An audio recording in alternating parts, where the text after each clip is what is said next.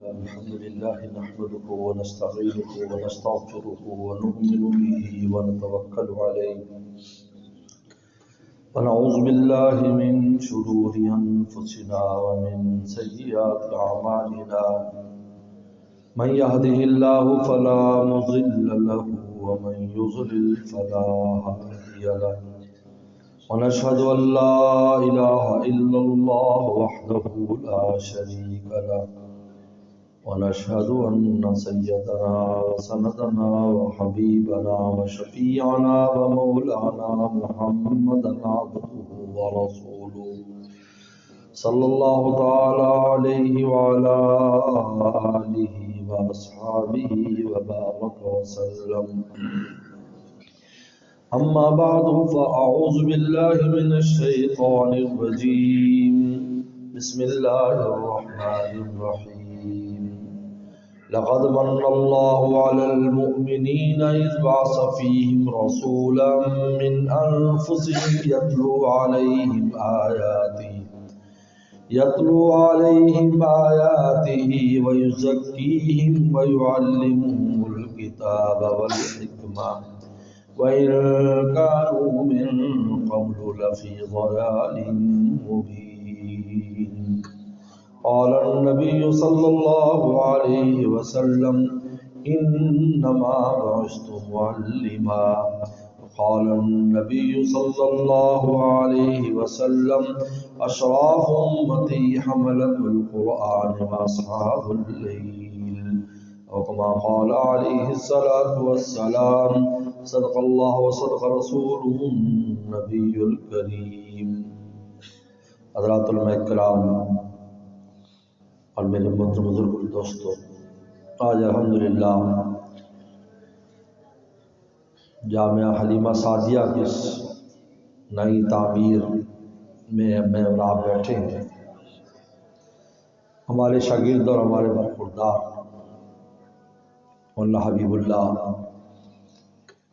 نے کی کاوش اور ان کے والد صاحب کی سرپرستی اور ان کے بھائی شاہد کا ساتھ، آپ حضرات کی دعائیں اور تمنائیں آج ہمارے سامنے ہمیں نظر آ رہی ہیں. میرے دوستو، پیغمبر اسلام نے ارشاد فرمایا قیامت تک حق والے حق کا کام کرتے رہیں. قیامت لا یزال من امتی امت قائمۃ الحق حتی یاتی امر اللہ. برابر میری امت میں ایک جماعت حق پر قائم رہے گی یہاں تک کہ اللہ کا وہ حکم آ جائے جب سب ایمان والے واپس چلے جائیں گے. ہوا چلے گی، سارے ایمان والوں کو بلا لیں گے ایک دم میں. اس وقت تک حق کو کوئی ختم نہیں کر سکتا. حق ہمیشہ بڑھتا رہتا ہے، پھلتا پھولتا رہتا ہے. یہ ایسا درخت ہے کہ پیغمبر سلام نے جس کی آبیاری فرمائی اور صحابہ کرام نے اپنے خون سے جس کو سینچا، اور پھر قیامت تک کے لیے امت اس درخت کو لے کر چلتی رہے گی، اس کی آبیاری کرتی رہے گی، قیامت تک یہ ہرا بھرا رہے گا. اور یہی آپ کی شان ختم نبوت ہے. آپ کی شان ختم نبوت کا تقاضا یہی ہے کہ سلسلہ کبھی ختم نہ ہو. کیونکہ آپ کی جو شان ختم نبوت ہے یہ آپ کی ساری شانوں کی محافظ ہے. ہمیشہ کے لیے اگر شان قائم ہے اس عقیدہ ختم نبوت کی وجہ سے قائم ہے. اس لیے آپ نے ارشاد فرمایا میرے بعد کوئی نبی نہیں آئے گا، العلماء هم ورثۃ الانبیاء، کہ علماء میرے وارث. پہلے کیا ہوتا تھا؟ ایک پیغمبر آتا، محنت کرتا، کام کرتا، جب چلے جاتے اس کا کام کمزور پڑتا دوسرا پیغمبر آ جاتا، پھر اس کے کام کو اٹھاتا. 1,24,000 نبی اسی طرح آئے، کام کو آگے بڑھاتے رہے. لیکن یہ امت آئی لا نبی آبادی. فرمایا لو کان آبادی نبی لکان عمر. اگر صلاحیت کے اعتبار سے دیکھا جائے عمر میں صلاحیت ہے، لیکن نبوت کا دروازہ بند. والا خاتم النبی لا نبی آبادی. اب کام کون کرے گا؟ پیغمبر کا کام کون لے کر چلے گا؟ العلماء هم ورثۃ الانبیاء. یہ میرے وارث ہیں، میری میراث ان کے پاس. اب یہ میرے کام کو لے کے چلیں گے. فرمایا 1000 سال ہوگا ایک مجدد آئے گا 1000 سال پر، وہ ایک تجدید کرے گا، اس دین میں ایک نیا نکھار پیدا کرے گا۔ 100 سال آئے گا کہ مجدد پیدا ہوگا، اس دین میں نکھار پیدا کرے گا، اور اس 100 سال کے درمیان، 1000 سال کے درمیان علماء کی جماعتیں ہوں گی ہر علاقے میں جو دین کے کام کو آگے بڑھاتی رہیں گی، یہاں تک کہ عیسیٰ علیہ السلام آسمانوں سے تشریف لے آئیں گے۔ یہ ہمارے استاد بڑی پیاری بات فرماتے تھے کہ یہ جو دین کے کام میں لگے ہوئے ہیں، دین کی محنت میں لگے ہیں، دین کے معاون بن رہے ہیں، کہا کہ ایک پل کا کام دے رہے ہیں جو ایک پیغمبر کے علوم کو دوسرے پیغمبر تک پہنچائیں گے۔ معمولی بات نہیں ہے، یہ معمولی بات نہیں ہے۔ ادھر رسول اللہ صلی اللہ علیہ وسلم کی ذات و عیسیٰ السلام ہے، اور زمانہ کتنا پورا زمانہ جس میں دنیا ختم ہونے والی، عیسیٰ السلام بالکل آخر میں آئیں گے۔ اب حضور صلی اللہ علیہ وسلم کے علوم ان تک کون پہنچائیں گے؟ یہی مساکین، یہی درویش، یہی ان کے ساتھ لگے ہوئے آپ جیسے لوگ۔ یہ پل ہے،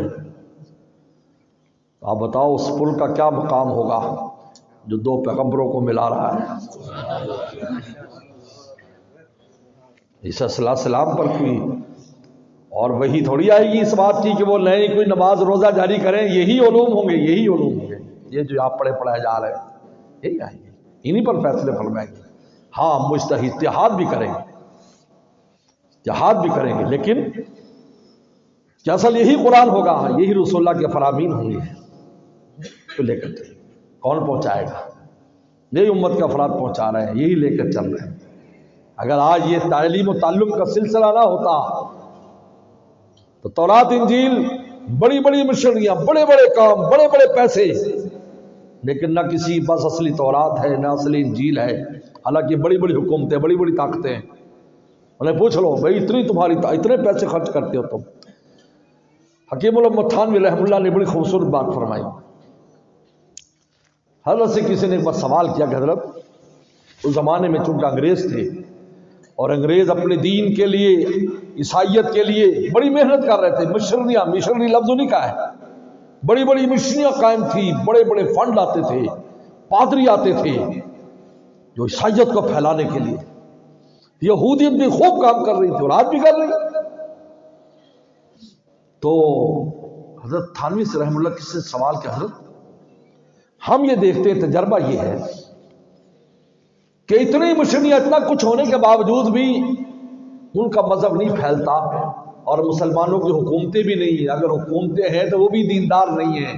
یہ بیچارے مسلمان محلوں میں، شہروں میں، یہ مولوی لوگ عام مسلمانوں کے ساتھ مل کر دین کی خدمت کرتے ہیں۔ ہم دیکھتے ہیں کہ اسلام ان کی وجہ سے پھیلتا چلا جا رہا ہے۔ کوئی حکومت نہیں، کیوں بھائی؟ کوئی حکومت کی سرپرستی ہے کوئی دعویٰ کر سکتا آپ اس مجمع میں جی ہاں جی اس حلیمہ سعدیہ کے بنانے میں حکومت کا ہاتھ ہے؟ وہ تو بنانے ہی نہیں دیتے، وہ تو چلنے ہی نہیں دیتے، ان کا قصور نہیں ہے۔ اوپر سے ایسے ہیں کیونکہ جو قرضہ دیتا ہے وہ ساتھ شرط بھی تو لگا دیتا ہے۔ ہم بڑے خوش ہو جاتے ہیں، یہ قرضوں کی عجیب کھیل ہے۔ ہم خوش ہو جاتے ہیں، دیکھو جی ورلڈ بینک نے قرضہ دیا اور مشینری آ گئی ہماری گٹر صاف کرنے والی، کتنا اچھا ہے۔ آپ اسے راز کو نہیں سمجھتے۔ وہ کہتے ہیں ہمارا قرضہ تم ایسی کسی چیز میں خرچ نہیں کر سکتے جو حقیقی تمہیں ترقی دلائے۔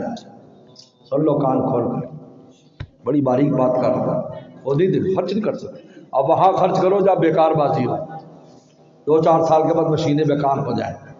تم ہمارے پیسے سے ایٹم بم نہیں بنا سکتے، ہمارے پیسے سے تم ٹینک نہیں بنا سکتے، شرط لگاتے۔ اور مشینری بھی اپنے پاس سے بھیجتے ہیں، اس کے پیسے بھی کاٹ لیتے ہیں، 1 روپے کی چیز 100 روپے کی دیتے ہیں۔ یہ قرضے کی کہانی ہے، خیر چھوڑو اس کو۔ کہا کہ پھر یہ کیوں دین پھیلتا ہے؟ حالانکہ سب غریب غربا ہیں، درویش لوگ ہیں، عام لوگ ہیں۔ آج بھی الحمدللہ محتاط اندازے کے مطابق آج بھی دنیا میں 500 آدمی روزانہ اسلام میں داخل ہوتا ہے، 500 آدمی۔ اب جاؤ مسجدوں میں انگریز ملیں گے آپ کو، مسلمان ہو گئے، فرانس میں چلے جاؤ، انگلینڈ میں چلے، جس ملک میں چلے جاؤ عام نظر آتے ہیں، مسجدوں میں نظر آتے ہیں۔ اتنی تیزی سے اسلام پھیل رہا ہے، رات دن خبریں آتی ہیں، آپ بھی مجھ سے زیادہ آپ نیٹ کے چسکے لگا آپ کو، ہم لوگوں کو تو ٹائم نہیں ملتا پڑھنے پڑھانے سے، پھر بھی کبھی نظر پڑ جاتی ہے۔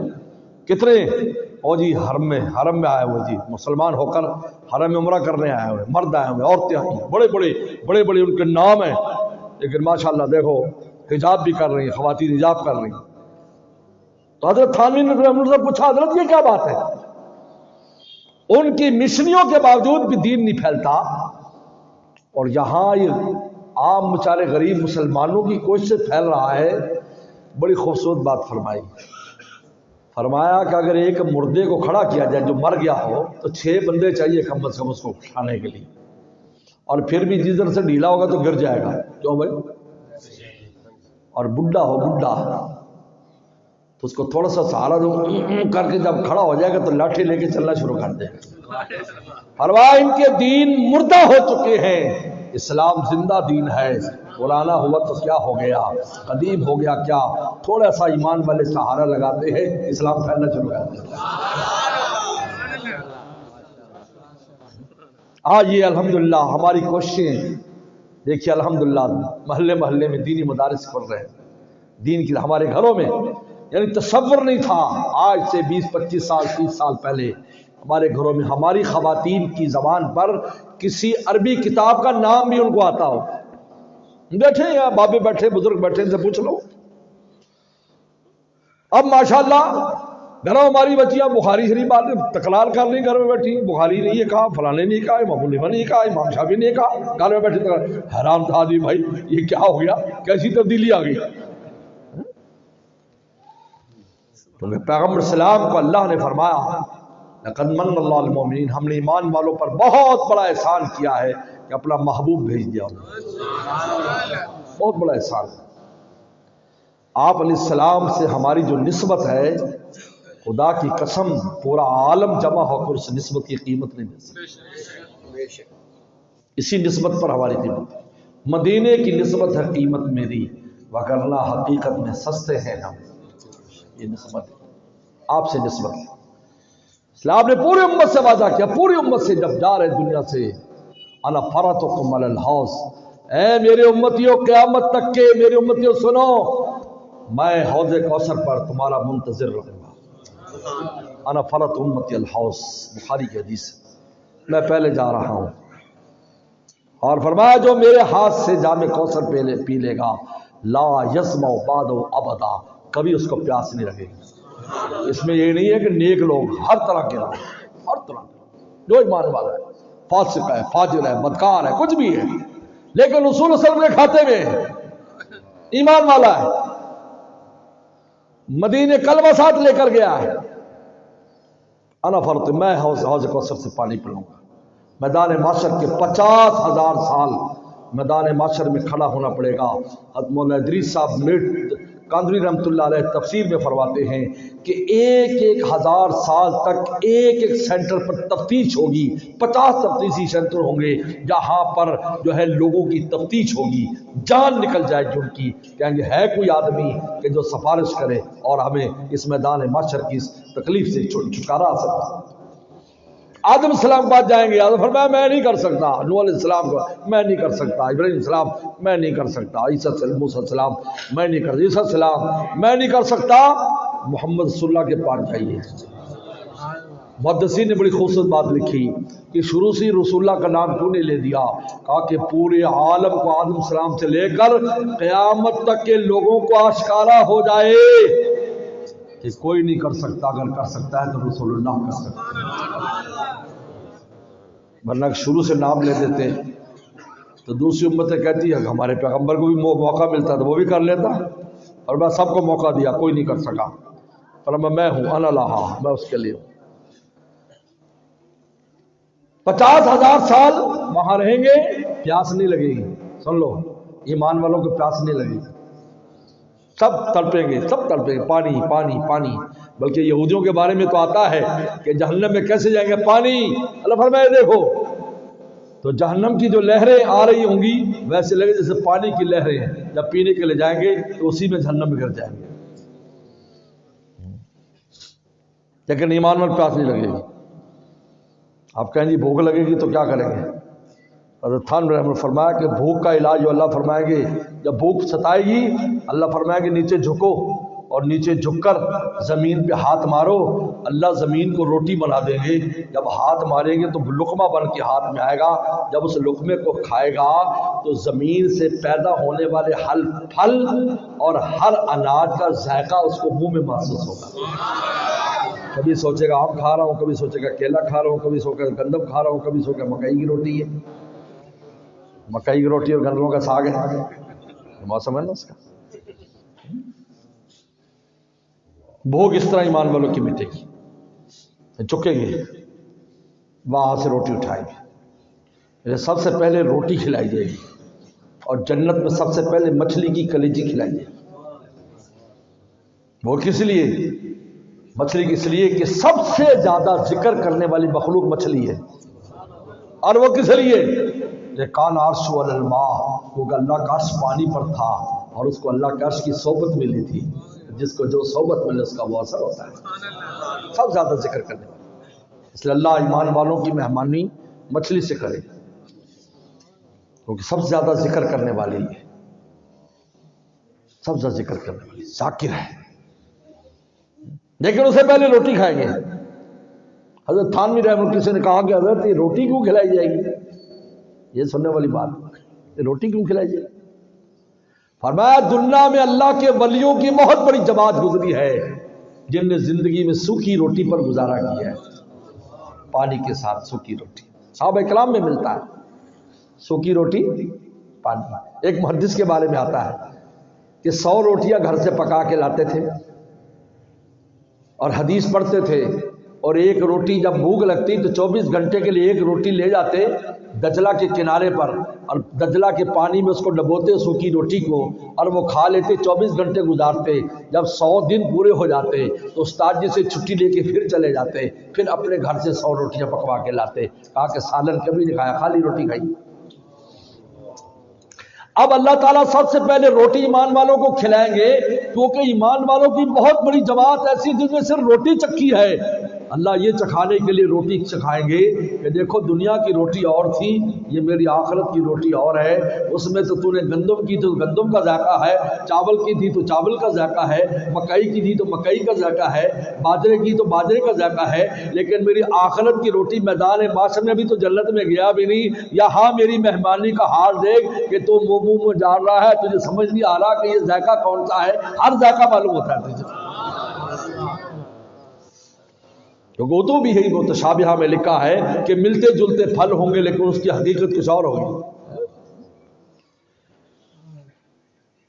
تو میرے دوستو سب سے بڑی نسبت پیغمبر صلی اللہ علیہ وسلم فرمایا لقد من اللہ، سب سے بڑا احسان یہ ہے ہم نے رسول اللہ کی ذات بھیج دی تم میں، اور پھر اس کے ساتھ ہمارا محبوب 4 بڑی چیزیں لے کر آیا تمہارے لیے، یتلو علیہم آیاتی، قرآن مجید لایا، اور قرآن مجید کو خود بھی پڑھا اور امت کو سنایا اور امت کو سکھایا۔ اگر پیغمبر صلی اللہ علیہ وسلم اس قرآن کو نہ پڑھتے اور آپ قرآن نہیں پڑھ سکتے تھے، یہ اللہ کے الفاظ ہیں، یہ اللہ کی وحی ہے، اتنے آسان تھوڑی کیسے زبان پر چڑھ جائے، لیکن آسان ہوگی۔ دیکھو ہر ایک پڑھ رہا ہے، چھوٹے چھوٹے بچے پڑھ رہے ہیں، سینے میں جمع ہو رہا ہے، اس کے لیے مدرسے کھل گئے، یہ درسگاہیں کھل گئی، قرآن کے مدرسے کھل گئے، قرآن کے مکتب کھل گئے۔ وَيُزَكِّيهِمْ، باطن کو پاک کرتا ہے، باطن کو پاک کرتا ہے۔ نفس جو ہمارا نفس ہے بڑا بدماش یہ ہے، اس کو پاک کرتا ہے، یہ امارہ سے لبامہ بناتا ہے، لبامہ سے مطمئنہ بناتا ہے۔ پہلے بدماشی کو حکم دینے والا ہے، پھر بدماشی کرا کے رونے والا بناتے ہیں، اور پھر ایسا بنا دیتے ہیں کہ خدا کے نام پر اس کو مزہ آتا ہے اور کسی چیز سے مزہ نہیں آتا۔ جب ہمارا محبوب کرتا ہے یہ کام اپنی صحبت کے ساتھ، اپنی نگاہ کے ساتھ، اپنے مشوروں کے ساتھ۔ وَيُعَلِّمُ الْكِتَابَ، کتاب کی تفسیر کرتے ہیں، قرآن کی تفسیر کر کے سمجھاتے ہیں کہ اللہ نے کیا فرمایا ہے۔ اس لیے حدیث کو اگر قرآن سے جدا کر دے تو قرآن سمجھ میں آنے والا نہیں ہے۔ قرآن سمجھ میں تب آئے گا جب حدیث ساتھ ہوگی۔ اللہ فرماتے ہیں نماز قائم کرو، اللہ نماز پڑھنی کیسے؟ رسول اللہ بتائیں گے، جاؤ پوچھو۔ آپ کو بتائیں گے کیسے نماز پڑھنی، کیسے شروع کرنی، کیسے ختم کرنی، روزہ رکھنا ہے کیسے رکھنا ہے، رسول اللہ صلی اللہ علیہ وسلم بتایا، کب شروع کرنا ہے کب ختم کرنا، حج کا طریقہ رسول اللہ بتائیں گے. بھائیوں نے کتاب الحکمہ اور حکمت کی باتیں ہیں، زندگی گزارنے کے اصول بتائے. اسوہ حسنہ لقد کان لکم فی رسول اللہ اسوۃ حسنہ، کیسے تم نے اٹھنا ہے، کیسے سونا ہے، کیسے جاگنا، کیسے خوبصورت طریقے. میں نے مذاہب عالم پر پڑھا ہے، میرا شوق ہے، دنیا کے جدید مذاہب اور پرانے مذہبوں پر میں نے کافی پڑھا ہے، عربی کتابیں، اردو کتابیں. علامہ شاہرستانی کی بڑی مشہور کتاب ہے عبدالکریم شاہرستانی کی ملل والنحل کے نام سے. 40 سال جنگلوں میں بسر کیے ان کے بڑوں نے، 40 سال لگا دیے، جس میں سب کے حقوق بھی پناہ کیے، نہ ابا کے حقوق پوجے کیے، نہ بیوی کے، نہ بچوں کے، تباہ کر کے نفس کو مارنے کے لیے جنگل میں تھے 40 سال کے بعد 5-10 باتیں کی، اور ان کے ماننے والے انہی کو لے کر پھر رہے، خوش ہو رہے ہیں، دیکھو یہ کتنی اونچی باتیں کی، کتنی اونچی باتیں کی. اور یہاں پیغمبر سلام روزانہ دریا بہا دیا، دریا بہا 5-10 باتیں. 40 سے زیادہ مجھے کسی کی باتیں نہیں ملی، اور یہاں رسول اللہ کا حدیث کی تعداد لاکھوں میں. کون سی میرے آپ کی زندگی کا ایسا عمل ہے جس کے بارے میں آپ علیہ السلام نے ہمیں کچھ بتایا نہ ہو؟ بتائیے، کوئی بات نہیں بتا کہہ سکتا کہ جی بھلا نہیں تھا. ایک عیسائی نے کسی مسلمان سے کہا کہ بھئی یہ ہے وہ ہمارا دین ایسا ویسا، ایسی بات کی. انہوں نے کہا یار عیسیٰ صلی اللہ علیہ وسلم سے بیوی بچوں کے حقوق کے بارے میں کوئی بات ہو تمہاری انجیل میں تو ہمیں بتا دو. تو نے کہا انہوں نے تو شادی نہیں کی تھی، عیسیٰ السلام تو شادی نہیں کی تھی. جب شادی نہیں کی تھی تو کیسے بتائیں گے بھائی؟ تجربہ کیسے آئے گا؟ تجربے سے بہت سی چیزیں آتی ہیں. وہ تو دو قیامت میں آ کر شادی فرمائیں گے، قرب قیامت جب اتریں گے تو پھر نکاح فرمائیں گے، تو ان کے بچے ہوں گے. ابھی اللہ نے آسمانوں پر ان کو بلایا ہوا ہے. برفع اللہ علیہ، اللہ فرماتے ہیں ما قتل و ما صلبوہ، کہ نہ قتل کر سکے نہ سولی دی. برفع اللہ علیہ، اللہ نے اپنے پاس بلا لیا، قرب قیامت میں آ کر شادی کریں گے. اور یہاں پیغمبر صلی اللہ علیہ وسلم، سبحان اللہ، ہم عائشہ صدیقہ فرماتے رضی اللہ عنہا کہ رسول اللہ جب بھی گھر میں داخل ہوتے تھے مسکراتے ہوئے داخل ہوتے تھے. یہ سنت ہے. ہمارا حال کیا ہے؟ صوفی صاحب ہے تو تسبیح سے فرصت نہیں، اور صاحب ہے تو مونچھوں سے فرصت نہیں. کہندے بیگمت روب پا کے رکھنا چاہیے. روب پڑھتا کچھ نہیں ہے، میں وہاں ہمارا وسوسہ ہے.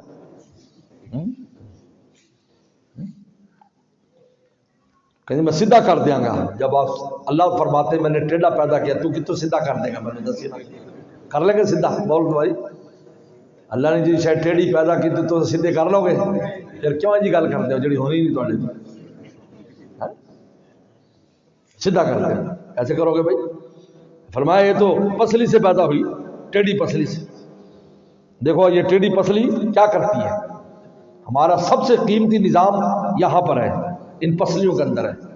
کوئی مارنے والا مارے گا، اس کا مکہ دل تک نہیں جائے گا، جگر تک نہیں جائے گا، معدے تک نہیں جائے گا، وہ پسلی پہ لگے گا. پسلی ٹوٹ تو جائے گی لیکن تیرے دل کو بچائے گی، تیرے جگر کو بچائے گی، تیرے معدے کو بچائے گی، تیرے پتے کو بچائے گی. فرمایا کہ عورت اپنا کچھ فنا کر دے گی، تیرے گھر کو بچا لے گی، تیری عزت کو بچا لے گی، تیرے تقوی کو بچا لے گی، تیرے ایمان کو بچا لے گی. اللہ نے اس کے ٹیڑھے پن کے اندر کیا حکمتیں رکھی. اگر یہ بھی سیدھی ہوتی تو پتہ نہیں، مرد تو سارے فرعون بن جاتے ہیں، باہر کچھ بھی ہوں، گھر جاتے ہیں تو بھیگی بلی بن جاتے ہیں. ایک تھانے دار تھا تو حضرت تھانوی کو لکھا کہ پوری دنیا مجھ سے ڈرتی ہے لیکن گھر جاتا تو مجھے بیوی سے ڈر لگتا ہے. اکبر نہ ڈر سکے برٹش کی فوج سے. اکبر الہ آبادی ہے نا، بہت بڑے آدمی، بڑے اس کے اشعار ہیں انگریزوں کے خلاف، حالانکہ جج بھی تھے لیکن انگریزوں کے خلاف بڑے جج لکھے ہیں. حرف پڑھنا پڑا ہے جو ہے ٹائپ کا ہے تو بڑا اس کا. انہوں نے کہا کہ اکبر نہ ڈر سکے برٹش کی فوج سے لیکن مات کھا گئے بیگم کی نوج سے. بیگم نے جو سنائی تو بس مات کھا گئے. بڑے انگریزوں کا وہ نہیں تھا کہ مجھے زیر کر سکے. فرمایا مسکراتے ہوئے آتے تھے، گھر میں کیسی شفقتیں محبتیں، سبحان اللہ۔ حضرت حسن حسین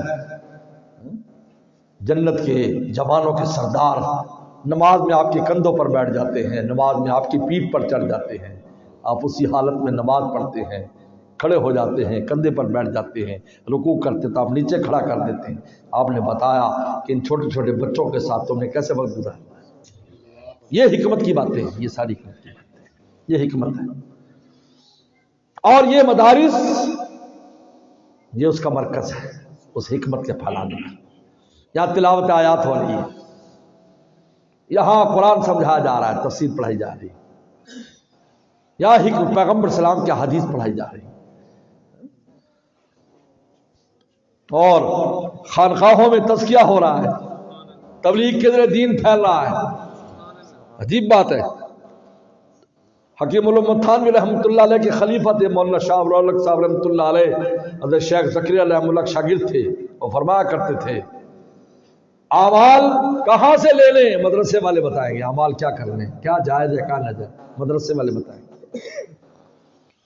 اعمال امت میں پھیلانے تبلیغ والے کریں گے، یہ کام تبلیغ کا ہے کہ امت میں پھیلاؤ۔ قبول کیسے ہوں گے کہ اللہ والوں کے پاس جاؤ، ان سے اخلاص اور تقوی حاصل کرو تاکہ شرف قبولیت حاصل ہو جائے، کیونکہ انما یتقبل اللہ من المتقین، کیونکہ اللہ متقین کی ہر عمل کو قبول فرماتے ہیں۔ یہ کہاں سے ملے گا؟ فرمایا صحبت اختیار کرو، نیک لو، یہ یزکیہم، یہ تزکیہ ہے۔ تو الحمدللہ میرے دوستو، اللہ تعالیٰ کا فضل، ہمیں شکر ادا کرنے میں، آج بھی میں نے فوٹ عباس میں بھی بات کی، میں بڑا طویل سفر کر کے آ رہا ہوں، میں بہاول پور سے آ رہا ہوں، فوٹ عباس اور فوٹ عباس سے آپ کے پاس سے، میں بابل نگر سے نہیں آ گیا، اتنی سردی میں پروگرام رکھ دیا۔ ایسے ظالم ہے یہ ہمارے شاگرد۔ پہلے زمانے میں استاد ناز کرتے تھے، پیر ناز کرتا تھا، آپ شاگرد ناز کرتے اور مرید ناز کرتے ہیں، بالکل الٹا زمانہ ہو۔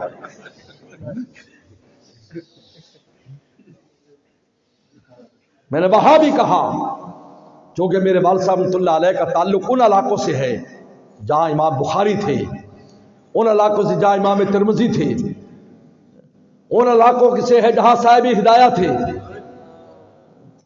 ان علاقوں سے ہے جہاں سب نقشبندی بزرگ تھے، اور خود ہمارے ختن میں، ختن اور کاشغر جہاں بڑے بڑے علماء پیدا ہوئے، لوگوں نے مدارس کی، علماء کی ناقدری کی، آج نام و نشان نہیں۔ امام بخاری کی درسگاہ موجود ہے، 90,000 انسانوں نے امام بخاری سے بخاری پڑھی تھی، 90,000۔ آج چلے جائیں، میوزیم سے زیادہ اس کی کوئی حیثیت نہیں، کوئی استاد نہیں، کوئی طالب علم نہیں۔ ناقدری نہیں کرو۔ ہم آپ کہہ دیتے ہیں، دیندار کہہ دیتے ہیں، جی یار بڑے مدرسے کھول گئے جی، بڑے توبہ استغفار کرو، توبہ کرو۔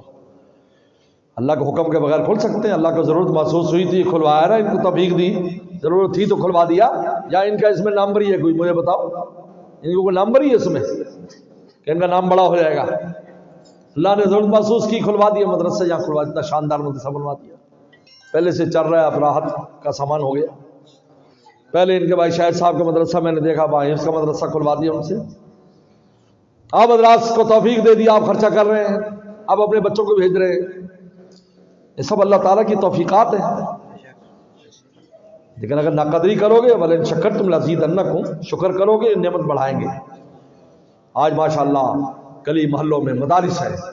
ابھی امریکہ کی جماعت آئی ہوئی تھی ہمارے ہاں، مجھے ملنے کے لیے آئے، رو رہے تھے، کہا حضرت علماء نہیں ہے ہمارے جس علاقے میں، ٹیکساس کے جس علاقے میں رہتا ہوں، قریب کوئی عالم ہی نہیں ہے جس سے کس سے بات پوچھے، کس کو ملے؟ کہا یہاں تو کتنے اچھے لوگ ہیں، ہر مدرسے میں، ہر مسجد میں عالم موجود ہے، اسے مسئلہ پوچھ لو، ان کی زیارت کر لو۔